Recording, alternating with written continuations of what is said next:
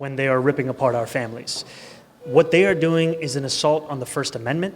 It's an assault on what New York City stands for. It's an assault on New Yorkers.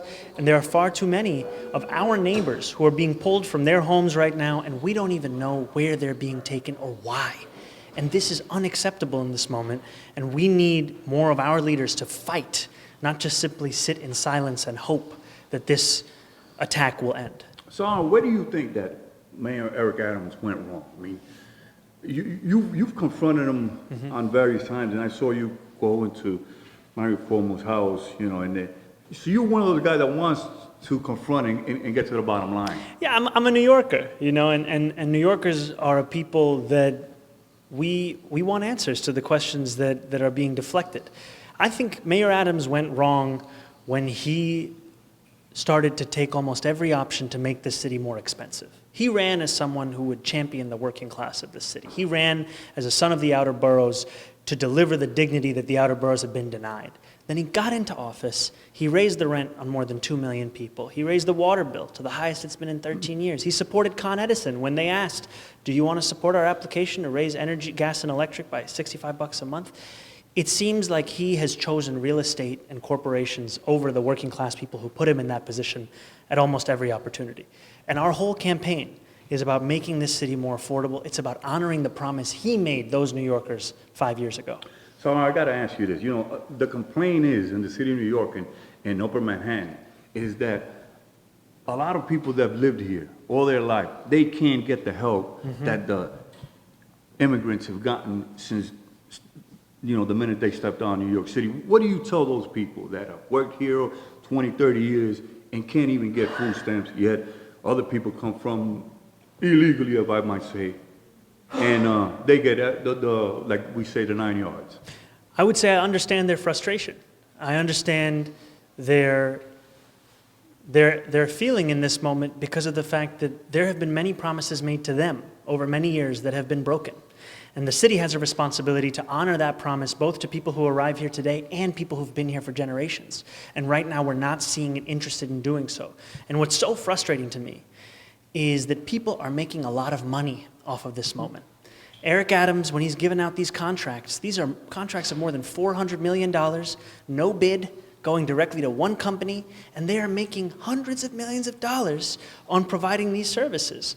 We need to ensure that when we honor these promises, we also do it without profit in mind, but with people in mind. And this is an administration that has been looking for its cut of the pie and making New Yorkers starve in the process. The quality of life, big problem here in the city of New York.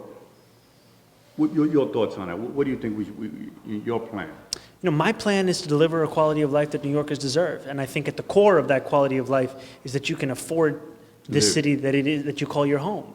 If you can't afford your Metro card, if you can't afford your rent, if you can't afford your groceries or your childcare, you're going to see your quality of life is going to diminish because all of a sudden you don't have anything for the basic dignity that you deserve.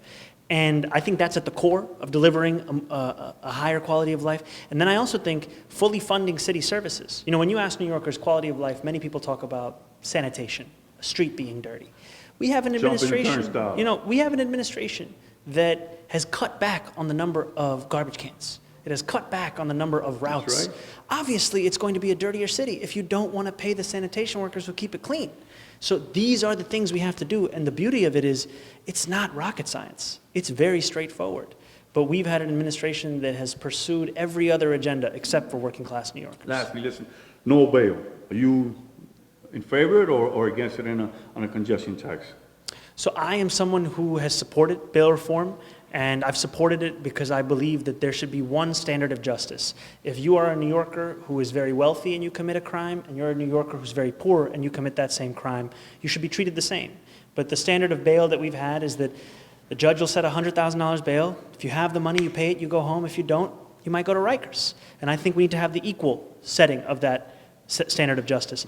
Congestion pricing is something that I have supported as an important step that we take to fund our public transit that serves the vast majority of working class New Yorkers, to also reduce congestion for the New Yorkers who take the bus in Manhattan, for example, because we see the average speed of a bus in New York City about 8 miles an hour.